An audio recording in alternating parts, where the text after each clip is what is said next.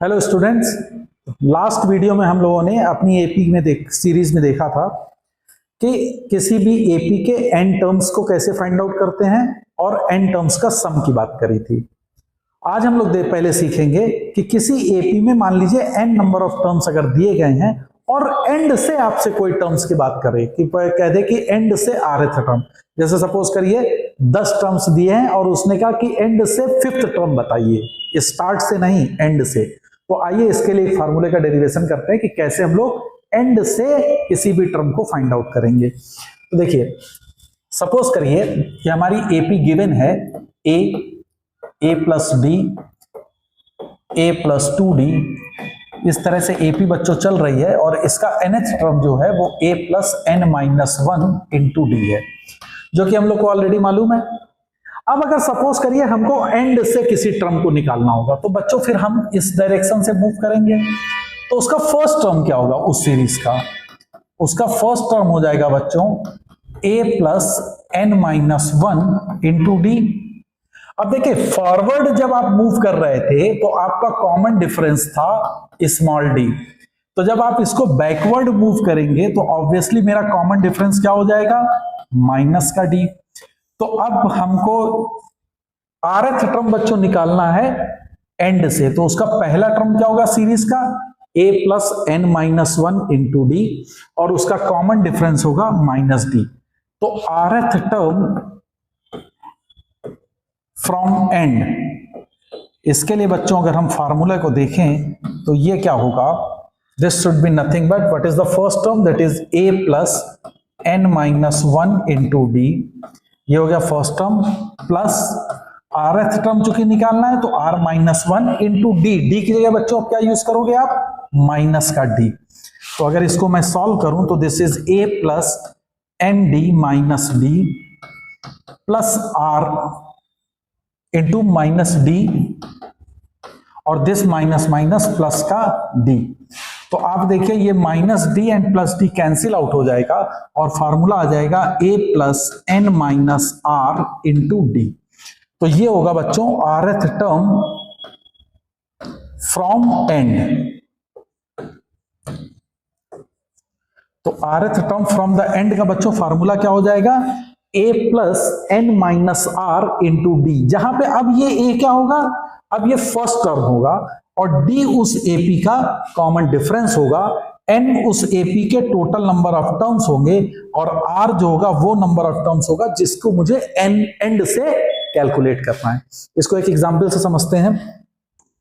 Suppose कर लीजिए कि मेरा एपी है 2, 4, 6, ऐसे करते हुए मान लीजिए ये 120 तक गया और आपसे क्वेश्चन उसने पूछा कि find 25th term from and. ये चीज हमको कैलकुलेट करनी है। तो देखिए, कोई भी number of terms from the and निकालने के लिए जो मेरा फार्मूला होगा उसका फार्मूला क्या होता है बच्चों? a plus n minus r into d. ये फार्मूला होता है rth term from the end के लिए। अब देखिए, अगर हम अपनी एपी में देखें तो इसका फर्स्ट टर्म क्या है बच्चों? 2, तो a की वैल्यू हो गई 2। अगर आप कॉमन डिफरेंस की वैल्यू देखें तो इस एपी का कॉमन डिफरेंस 2 है, क्योंकि आपको क्लियरली दिख रहा होगा। 25th term from the and पूछ रहा है, मतलब r की वैल्यू क्या है इसमें? 25। अब हमको n की वैल्यू निकालनी है जो कि इस एपी के टोटल नंबर ऑफ टर्म्स होंगे। तो सबसे पहले इस एपी के आप टोटल नंबर ऑफ टर्म्स को फाइंड आउट कर लीजिए। तो वो क्या होगा? इस एपी का देखिए लास्ट टर्म है 120 is equal to a plus n minus 1 into d is 2। तो this is 118 is equal to 2 times n minus 1। 2 से अगर हम इसको डिवाइड करते हैं तो this is 59 plus 1 is equal to n, it shows that n equal to 60। तो उस एपी में बच्चों टोटल नंबर ऑफ टर्म्स कितने हैं? 60। अब हमको 25th term from the and find out करना है। तो बस इसमें अब आप वैल्यू पुट कर दीजिए। ये सारी वैल्यू दी गई हैं। a की वैल्यू है 2 plus n is 60 minus r क्या है बच्चों? 25 इंटू डी की वैल्यू है 2, तो this comes out to be 2 plus 60 में से 25 जाएंगे तो बच्चों कितना बचेगा 35। 35 into 2 is that is 70, so this is 70, तो 70 plus 2 that comes out to be 72, तो 72 कौन सा टर्म होगा? 25th term from the and. तो आई थिंक आपको ये समझ में आया होगा कि अगर कोई भी एपी है तो rth term from the and निकालने के लिए आप हमेशा इस फार्मूले का यूज करेंगे, जिसमें ANRD को मैंने आपको एक्सप्लेन किया है। तो इसको करिएगा क्योंकि इस पे भी बेस्ड आपके सीबीएसई में क्वेश्चंस पूछे गए हैं। अब हम लोग एपी की कुछ प्रॉपर्टीज को याद करते हैं। आप देखिए, आपके जो सीबीएसई में बच्चों जो क्वेश्चंस आते हैं ना, उसमें कुछ क्वेश्चंस लैंग्वेज बेस्ड होते हैं। तो लैंग्वेज बेस्ड क्वेश्चन को हमको कैसे करना होगा, तो उनके लिए कुछ प्रॉपर्टीज हम लोग यूज करते हैं। तो आइए अब हम लोग उन प्रॉपर्टीज को पढ़ते हैं कि क्या क्या प्रॉपर्टीज हो सकती हैं एपी की। तो प्रॉपर्टीज,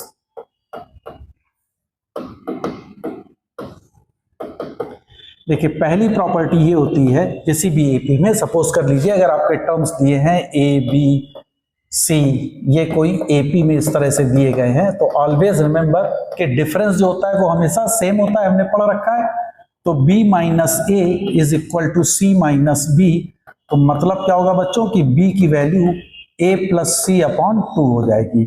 तो इससे मतलब हमको क्या निकल के आएगा कि कोई भी टर्म अपने एडजेसेंट टर्म के सम का हाफ होगा किसी भी एपी में। तो ऑलवेज रिमेंबर कि any number will be the sum half of the sum of adjacent terms. जैसे सपोज कर लीजिए 1 4 7 10, इस तरह से ये एक एपी है। अब इसमें मैं 7 को अगर देखूं तो 7 इज नथिंग बट, अब इसका एडजेसेंट टर्म बच्चों क्या है? 4 and 10, तो 4 plus 10 डिवाइडेड बाई 2 होगा, तो that comes out to be 7, जो कि आपका बीच का टर्म होगा। और इसको हम उन एडजेसेंट टर्म्स का मीन भी कहते हैं। तो b क्या कहलाएगा? b is nothing but it is the mean of a and c। तो a एंड c का मीन जो होगा वो b होगा। तो ये पहली प्रॉपर्टी याद रखिएगा। दूसरी प्रॉपर्टी, आपने बच्चों देखा होगा कि जब हम लोगों ने n टर्म का सम का फार्मूला डेराइव किया था, तो उसमें मैंने एक चीज देखी थी कि जो फर्स्ट टर्म और लास्ट टर्म का सम था वही second term from the start और second term from the end का सम था। फिर third term from the start और third term from the end का भी सम सेम आया था। तो मतलब क्या है कि किसी भी एपी में sum of the terms equi distance from start and end is always same. क्या होगा कि sum of the value of equidistance term from start and end is always same। बात आपको समझ में आ गई? इक्विडिस्टेंट सम का मतलब बच्चों क्या हुआ कि अगर मान लीजिए पहला टर्म स्टार्ट से है तो लास्ट वाला टर्म एंड होगा, अगर सेकंड फ्रॉम स्टार्ट है तो सेकंड फ्रॉम एंड, इनके सम अगर आप करेंगे तो इनकी वैल्यू हमेशा सेम आती है। ये एपी की एक बहुत इंपॉर्टेंट प्रॉपर्टी है। तीसरा याद रखिएगा कि आप में जो लैंग्वेज बेस्ड प्रॉब्लम्स आती हैं, तो अगर आपको कभी भी लैंग्वेज बेस्ड प्रॉब्लम सॉल्व करनी है और उसमें कोई भी 3 नंबर आपको एज्यूम करने पड़े एपी में, तो हमेशा याद रखिएगा कि any three numbers in AP, तो इनका एज्यूम आप करेंगे हमेशा a minus D, a and a plus D. आप अगर इसको जब एज्यूम करेंगे बच्चों और सॉल्व करेंगे, तो इसमें हमारा मैक्सिमम टाइम आपका जो वो होगा ना वेरिएबल, वो रिड्यूस होकर 2 से 1 हो जाएगा। जब आप इन तीनों को सम करेंगे तो देखिए डी कैंसिल आउट हो जाएगा और पूरी इक्वेशन ए में आ जाएगी और उसको हम इजीली सॉल्व कर लेंगे। ऐसी प्रॉब्लम्स हम लोग जब अभी आपके मैं क्वेश्चन सॉल्व करूंगा तो उसमें आप देखिएगा कि किस तरह से इसको, लेकिन आप याद रखिएगा कि कोई भी 3 नंबर अगर लेने, इसी तरह से एनी 5 टर्म्स अगर आपको कभी सेलेक्ट करना पड़ गया, एनी 5 टर्म्स, चाहे 5 नंबर्स इन एपी, तो ये 5 नंबर कौन कौन से होंगे बच्चों? a minus 2d, a minus D, a plus D and a plus 2d। इसी तरह से एनी 4 नंबर का अगर कभी आ गया, एनी 4 नंबर्स इन एपी, तो इनका बच्चों जो आप एज्यूम करोगे वो हमेशा याद रखिएगा, it is a-3d, a-d, a+d and a+3d, ये आप एज्यूम करोगे।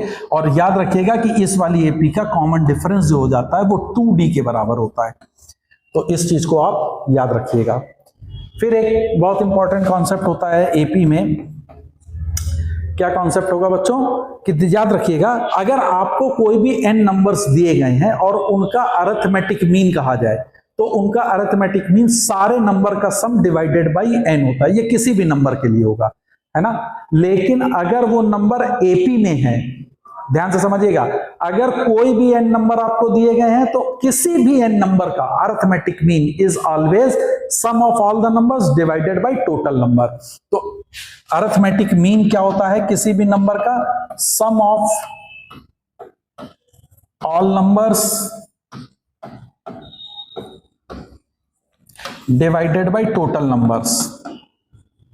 इसके लिए बच्चों ये जरूरी नहीं होता है कि वो नंबर्स एपी में हैं या नहीं हैं, लेकिन अगर नंबर्स एपी में होंगे तो किन्हीं भी नंबर्स का सम आप करेंगे ना, तो उसकी वैल्यू हमेशा अरिथमेटिक मीन सब तरफ से सेम आएगी। तो ये एक बहुत इंपॉर्टेंट कॉन्सेप्ट है। फॉर एग्जांपल इसको समझिए, जैसे मान लीजिए कि a1, a2, a3 ऐसे करके अप टू an, ये n नंबर्स हैं। ये नहीं गिवन है कि ये नंबर्स एपी में हैं और ये n नंबर्स हैं, तो इनका अरिथमेटिक मीन अगर आपको निकालना है बच्चों, तो ये क्या होगा? This is nothing but a1 plus a2 plus up to an whole divided by n के बराबर हो जाएगा। लेकिन अगर यही नंबर्स एपी में हैं तो इनका अरिथमेटिक मीन, इसकी वैल्यू जो होगी ना बच्चों, वो a1 प्लस an बाई 2 के भी बराबर हो सकती है, वो a2 प्लस an-1 बाई 2 के भी बराबर हो सकती है, और ये सारी वैल्यूज सेम आ जाएंगी। ये वैल्यू या फिर ये वाली वैल्यू, ये ऑल वैल्यूज आर इक्वल, लेकिन ये तभी होगा जब वो नंबर्स एपी में होंगे। अगर एपी में नहीं है तो फिर आपको सिंपल उनका अरिथमेटिक मीन की वैल्यू ही होगी। तो आप इससे आप अब क्वेश्चंस को सॉल्व करिएगा। आई होप आपका एपी में सारी प्रॉब्लम्स, इन इतने कॉन्सेप्ट अगर आप यूज करते हैं तो आपके सॉल्व हो जाएंगे। आगे के मेरे वीडियोस को देखते रहिए, और अब आप देखिएगा उसमें मैंने एपी के जो क्वेश्चंस को सॉल्व करे हैं उस सीरीज को देखिए, और आपके सीबीएसई की पीवाईक्यूज के क्वेश्चन उसमें मैंने सॉल्व कर रखे हैं। Thank you.